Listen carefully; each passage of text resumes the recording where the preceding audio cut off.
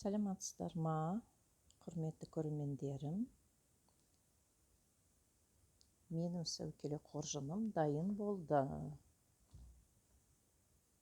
Үкісін тақтым, оюын жабыстырып, тастармен әшекейледім. Мінекей, осы жолы мен ұсақ тастарын жабыстырдым.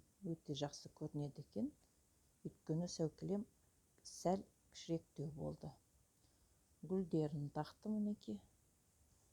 Раушан гүлдерін және де Фатима мен бұны әшекейледім астын. Осыдан әдемі көрінетін сияқты өте. Кішкене осындай өзгеріс кіргіздім.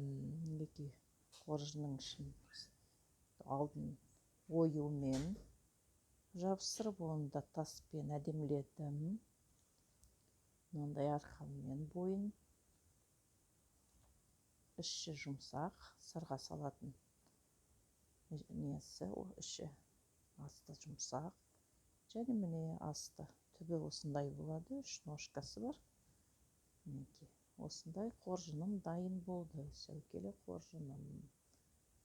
Сіздерге ұнаса лайк басып, мені қолдаңыздар. Сіздерге көп рахмет. Сәукеле қоржыным осы.